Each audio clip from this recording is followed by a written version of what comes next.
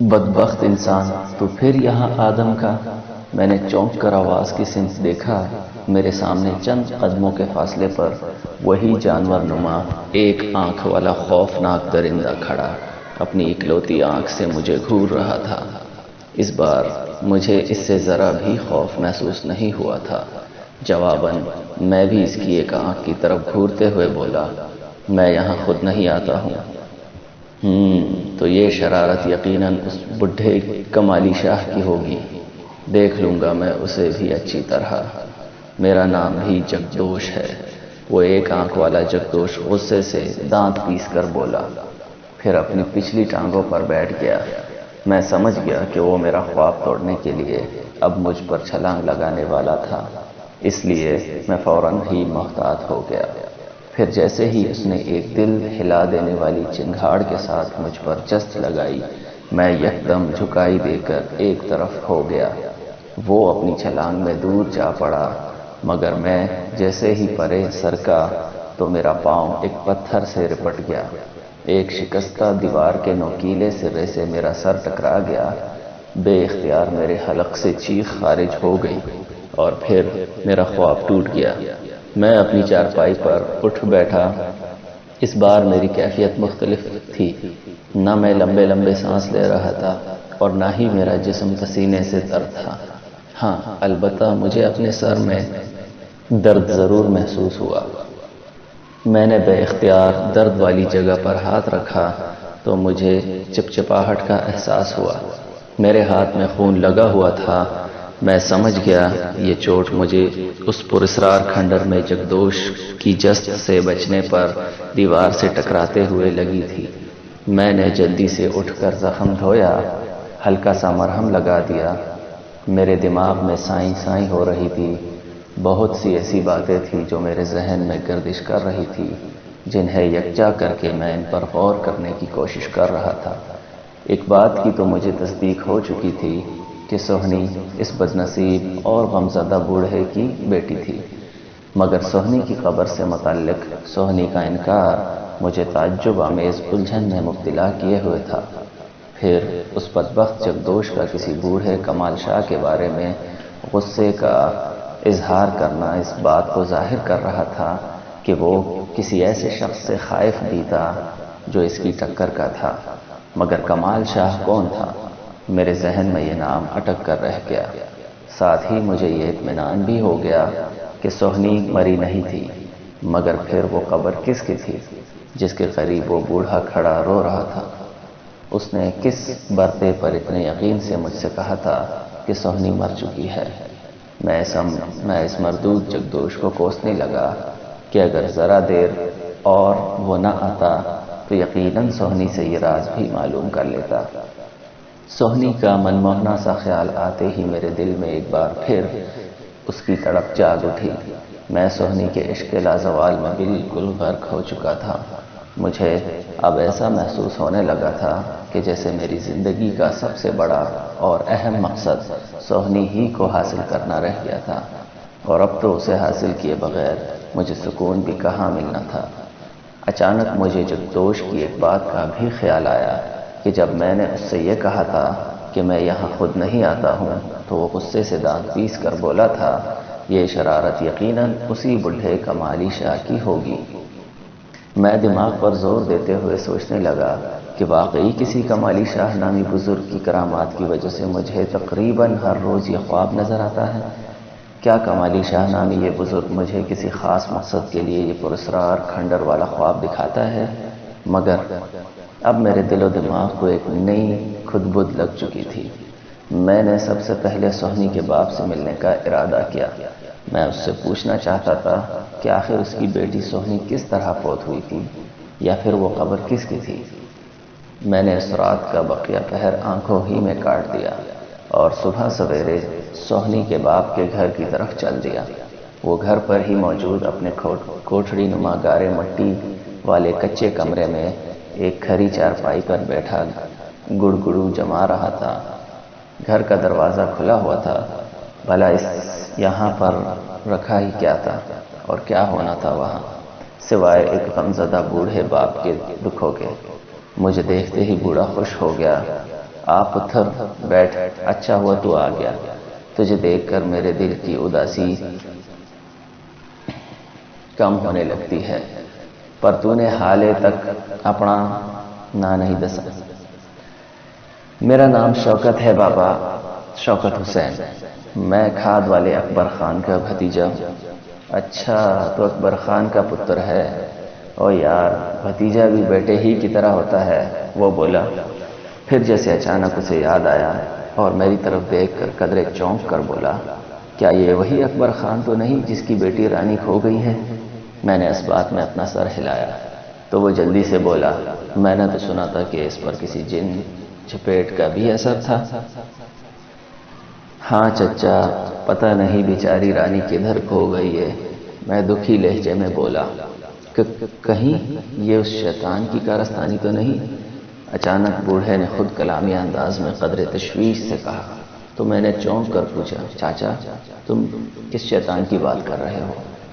کس کی کارستانی ہے یہ؟ میرے اچانک مستفسر ہونے پر وہ یکدم گڑبڑا گیا اور آئیں بائیں شائیں کرتے ہوئے جلدی سے بولا، نہیں کاکا، بس ایسے ہی زبان پھسل گئی۔ نہیں چاچا، تو نے بھی ایک شیطان کا ذکر کیا تھا، مجھے بتا میری رانی کو کس نے غائب کیا ہے؟ میں نے اصرار کیا تو اس کے جھریوں بھرے چہرے پر ہلکے سے خوف کے تاثرات رقصاں ہو گئے۔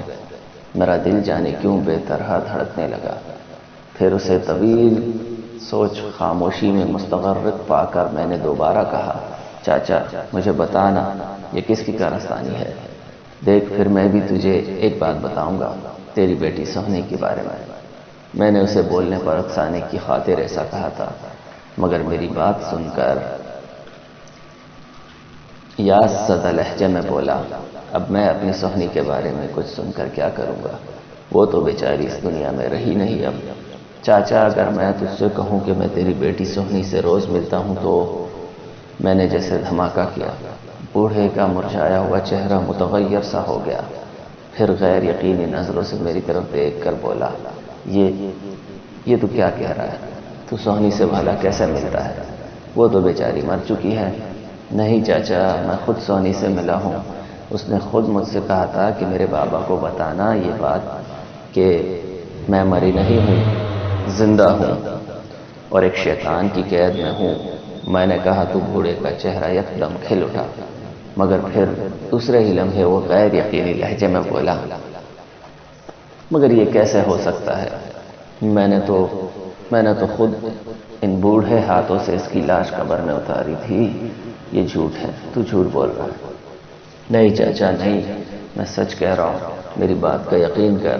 میں نے پرجوش اعتماد سے اس سے کہا اور پھر دھیرے دھیرے اسے اپنے بار بار ایک ہی پراسرار خواب کے بارے میں تفصیل سے بتا ڈالا۔ وہ میری رام کہانی سن کر ایک لمحے کو دم بخود سا رہ گیا، پھر اگلے ہی لمحے اس کے جھری دار چہرے پر دیدنی مسرت کے آثار ابھرے تھے۔ دفعتاً بے قراری سے بولا، مجھے اب یقین آ گیا، تو بالکل صحیح کہہ رہا ہے پتر، تو بالکل ٹھیک کہہ رہا ہے، مگر پھر وہ کون تھی جسے میں نے قبر میں اتارا تھا؟ یہی بات تو مجھے تجھ سے پوچھنا ہے چاچا۔ اب تو مجھے بتا کہ کیا سہنی کو تو نے اپنی آنکھوں کے سامنے مرتے دیکھا تھا؟ مگر اس سے پہلے یہ بتائے گا کہ ابھی تھوڑی دیر پہلے کس شیطان کی بات کر رہا تھا؟ میں نے پرزور لہجے میں اسے یاد دلایا تو وہ جلدی سے بولا، پتر میں تجھے شروع سے ساری تفصیل بتاتا ہوں کہ سہنی کا کن حالات میں انتقال ہوا تھا۔ اس شیطان مردود کا ذکر بھی اس میں آئے گا، پھر تو خود ہی میری بات سمجھ جائے گا۔ لے اب سن۔ وہ چند ثانیے سانس لینے رکا، میں دھڑکتے دل کے ساتھ ہمتاً گوش ہو گیا، پھر وہ بتانے لگا، شوکے پتر، وہ جاڑو کے ٹھٹھرتے ہوئے دن تھے، میری دھی سونی میرا بڑا خیال رکھتی تھی۔ اس کی ماں کا انتقال اس کے بچپن ہی میں ہو گیا تھا۔ میں نے دوسری شادی اس غرض سے نہ کی تھی کہ کہیں وہ بیچاری سوتیلی ماں کو قبول نہ کرے یا وہ اس کی بے اعتنائی اور ظلم کا شکار نہ ہو سکے۔ بہرحال سونی کو میں نے باپ کے ساتھ ساتھ ماں کا پیار دینے کی بھی پوری کوشش کی۔ وہ جوان ہوئی تو مجھے اس کی شادی کی فکر ستانے لگی اور وہ شادی کے نام سے گھبراتی تھی۔ اس کی وجہ یہ ہے کہ وہ جانتی تھی کہ شادی کے بعد میں اکیلا رہ جاؤں گا مگر اس کی شادی تو بہرحال کرنا ہی تھی۔ خیر، ایک روز بہت دھواں دھار بارش ہو رہی تھی۔ وہ رات کا وقت تھا۔ سونی کو میں نے اپنے کمرے میں ہی دوسری چارپائی پر سلا لیا تھا، جو بیچاری ڈرتی بھی تو بہت تھی۔ اچانک باہر دروازے پر دستک ہوئی۔ مجھے حیرت ہوئی کہ آخر اس قدر برستی ہوئی طوفانی رات میں بھلا کون آ گیا تھا، مگر پھر یہ سوچ کر کہیں بیچارہ کوئی مسافر نہ ہو، میں نے اس کی مدد کرنے کی خاطر دروازہ کھولنے کا ارادہ کیا۔ بابا دروازہ مت کھولو، مجھے ڈر لگ رہا ہے، پتہ نہیں باہر کون ہے، سونی نے خوف زدہ سے لہجے میں کہا تو اس کا باپ مسکرا کر بولا، نہیں جھلیے، اپنے بابا کے ہوتے ہوئے کیوں ڈرتی ہے، مجھے دیکھ تو لینے دو باہر کون ہے، بیچارہ کوئی مسافر ہوگا۔ یہ کہہ کر اس کا باپ کمرے سے نکلا اور ایک بوسیدہ سی بوری اوڑھ کر کچے صحن میں جمع شدہ برساتی پانی میں شپ شپ کرتا ہوا دروازے کے قریب آیا اور آواز بلند پوچھا، کون ہے؟ اس کی آواز شاید شراٹے دار بارش اور بادلوں کی گرج چمک میں دب گئی، کیونکہ باہر سے کوئی جواب نہ ملا تھا۔ اس نے پہلے سے بھی زیادہ بلند آواز میں پوچھا، کون ہے؟ دروازہ کھولو، میں ایک مسافر ہوں، رات گزار لوں گا تو صبح تڑکے چلا جاؤں گا۔ دوسری طرف سے آواز ابھری۔ بابا کو اپنا اندازہ درست محسوس ہوا اور پھر اس نے دروازہ کھول دیا۔ سامنے ایک شخص سیاہ کھدر کی چادر کی بکل مارے کھڑا تھا۔ بابا نے لالٹین اوپر کر کے اسے دیکھا۔ اس نے اپنا پورا وجود حتیٰ کہ چہرہ تک چادر میں ڈھانپ رکھا تھا، البتہ چہرے والی جگہ سے دیکھنے کے لیے کونا ذرا ہٹا ہوا تھا۔ دروازہ واہ ہوتے ہی وہ غڑاپ سے اندر آ گیا۔ بابا نے جلدی سے دروازہ بند کر دیا اور اسے دوسری کوٹلی میں لے آیا۔ یہاں کچے میں فرش پر صرف ایک بوسیدہ سی دری بچھی ہوئی تھی۔ مسافر نے اپنے کاندھے پر ایک بکچی بھی اٹھا رکھی تھی۔ وہ وہیں دری پر ہی بیٹھ گیا۔ بابا اسے دیکھ کر بولا، کچھ کھایا پیا ہے یا لا دوں کچھ؟ روٹی اور ساگ پڑا ہوگا، لا دے، پھر بھوک تو لگی ہے مجھے، مسافر نے کہا۔ بابا نے ایک نظر اسے دیکھا، چند ثانیے کھڑا اس بات کا منتظر رہا کہ وہ مسافر اپنے چہرے سے ذرا چادر ہٹائے تو اسے ایک نظر دیکھ لے، مگر بابا کو حیرانی ہوئی کہ اندر کوٹلی میں آنے کے باوجود اس نے اپنے چہرے تک سے بھی چادر ہٹانے کی ذرا بھی کوشش نہیں کی تھی۔ دوسری بات، اس نے یہ بھی خاص طور پر محسوس کی تھی کہ باہر اس قدر سردی پڑ رہی تھی، مگر مسافر ذرا بھی سردی میں کپ کپاتا ہوا دکھائی نہیں دیا تھا، جبکہ خود بابا کو اپنا خون سردی کی وجہ سے رگوں میں برفاب بنتا محسوس ہو رہا تھا۔ ابھی تک مسافر کی عمر کے بارے میں بھی یہ اندازہ نہیں قائم کر سکا تھا۔ بہرطور وہ اسے وہاں چھوڑ کر اپنی کوٹلی میں آیا۔ سونی اٹھ کر بیٹھ گئی تھی۔ کون تھا بابا؟ اس نے قدرے تفکر سے پوچھا۔ کوئی مسافر ہے بیچارہ، مگر ہے بڑا عجیب، بابا نے کہا۔ پھر بولا، دھیے تو ایسا کر ایک چراغ اور جلا دے، وہ بیچارہ اندر اندھیرے میں بیٹھا ہوگا، اور ہاں، جا کر وہ رات والی جو کی روٹی اور ذرا بچا ہوا ساگ رکھ کر مجھے لا دے تو میں اسے دے آؤں۔ اب کیا روٹی بھی کھائے گا؟ سونی نے منہ بسور کر کہا۔ نہ دھیے نہ، گھر آئے مہمان کو ایسا نہیں کہتے، جا پتر شاباش، بابا نے اسے پیار سے نصیحت کرتے ہوئے کہا، اور سونی فرمانبرداری سے سر ہلاتی ہوئی کوٹلی سے نکل آئی۔ تھوڑی ہی دیر بعد وہ روٹی کا چھاپا لے کر آئی تو کیا دیکھتی ہے، اس کا باپ چارپائی پر لیٹا خراٹے لے رہا تھا۔ یہ لو بابا، تو سو گیا، اب کیا کروں میں؟ بابا کو جگاؤں یا پھر خود ہی اس مسافر کو روٹی دلاؤں؟ سونی نے کھڑے کھڑے سوچا اور پھر اس نے یہی فیصلہ کیا کہ بابا کو نہ جگائے، بیچارے کی پہلے ہی نیند خراب ہو گئی تھی، پھر صبح تڑکے وہ کام پر کھیتوں میں چلا جاتا تھا۔ چنانچہ سونی روٹی کا چھاپا اور لالٹین لیے جھجکتے ہوئے دوسری کوٹلی کے دروازے کے قریب پہنچی تو ذرا ٹھٹک سی گئی۔ اسے اندر کمرے سے روشنی سی آتی نظر آ رہی تھی۔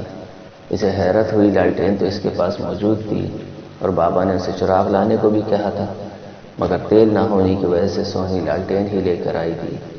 اب وہ سوچنے لگی کہ مسافر کے پاس یہ کس قسم کی روشنی تھی۔ پھر اس نے سوچا کہ ہو سکتا ہے اس کے مختصر سے سامان میں موم بتی وغیرہ رکھی ہو۔ جو اس نے بعد میں جلائی ہو۔ سوہنی اندر کمرے میں داخل ہوئی۔ اس نے مسافر کو دوسری طرف رخ موڑے بخچی میں کچھ تلاش کرتے پایا۔ فرش پر اسے ایک عجیب وضع کا چراغ جلتا ہوا نظر آیا تھا۔ آہٹ پا کر اس نے یکدم چادر کی بکل چہرے پر سرکا لی اور سوہنی کی طرف مڑا۔ روٹی لائی ہے، رکھ دے، تو جا، میں کھا لوں گا، تیری مہربانی، وہ سوہنی سے بولا۔ سوہنی کو اس کے لہجے پر حیرت ہوئی، مگر اچانک اس نے مسافر کے چہرے کی طرف بغور دیکھنے کی کوشش کی تو اس سے حیرت بھی ہوئی کہ اس نے عورتوں کی طرح اپنا چہرہ کھدر کی سیاہ چادر میں چھپا رکھا تھا۔ تب اسے اچانک احساس ہوا جیسے وہ مسافر اسے چادر کے ایک تاریک کونے سے بغور گھور رہا ہے۔ سوہنی کو نہ جانے کیوں اپنے وجود میں سرد لہر سی دوڑتی ہوئی محسوس ہوئی اور وہ جلدی سے روٹی کا چھاپا اس کے قریب دری پر رکھ کر واپس اپنی کھوٹلی میں آ کر چارپائی پر لیٹ گیا۔ اس نے لالٹین کی لو مدھم کر دی تھی۔ وہ لیٹی تو سوئی نہیں تھی، اس کا دل جانے کیوں بری طرح دھڑک رہا تھا۔ ایک عجیب سی سرسراہٹ تھی جسے وہ اپنے وجود میں محسوس کر رہی تھی۔ وہ بے چین سی ہو گئی۔ باہر بجلی کی خوفناک کڑک اور بادلوں کی دل دہلا دینے والی گرج جاری تھی۔ بارش بھی مسلسل ہو رہی تھی۔ سوہنی کی آنکھوں سے نیند غائب ہو چکی تھی۔ اس پراسرار مسافر کے بارے میں سوچے جا رہی تھی کہ آخر یہ کون تھا اور اس نے اس کے اندر کوٹلی میں داخل ہوتے ہی یکدم چادر سے اپنا چہرہ کیوں چھپا لیا تھا۔ وہ دیر تک کروٹیں بدل کر سونے کی کوشش کرتی رہی مگر اسے نیند نہ آ سکی۔ پہر رات دبے پاؤں سرک رہی تھی۔ باہر اب بارش کا شور بھی مان پڑنے لگا تھا۔ چار سو اب سناٹا بھی طاری ہو چکا تھا۔ سوہنی ابھی تک جاگ رہی تھی۔ قریب کی چارپائی پر بابا بھی گہری نیند سویا خراٹے لے رہا تھا۔ دفعتاً سونی کو باہر صحن میں آہٹ سی سنائی دی۔ یہ آواز اس کھوٹلی کے دروازے کھلنے کی چرچراہٹ تھی جس میں پراسرار مسافر موجود تھا۔ سوہنی نے سوچا شاید وہ مسافر پیشاب وغیرہ کی غرض سے باہر آیا تھا، مگر پھر بھی سوہنی کی تو نگاہیں آہنی بند کوٹلی کے دروازے کی باریک درزوں کے پار ہونے والی مدھم روشنی پر ٹکی ہوئی تھی۔ مان سوہنی نے دیکھا قدموں کی ہلکی ہلکی چاپ کوٹلی کے دروازے کے قریب آ رہی ہے۔ اب تو سوہنی کا ماتھا ٹھنکا، اس کا دل زور زور سے دھک دھک کرنے لگا۔ وہ سہم سی گئی، دھڑکتے دل کے ساتھ سوچنے لگی کہ وہ مسافر اس کی کوٹلی کے پاس کیوں آ رہا تھا۔ پھر اچانک باہر سے کسی نے دروازے کو اندر دھکیل کر کھولنے کی کوشش کی۔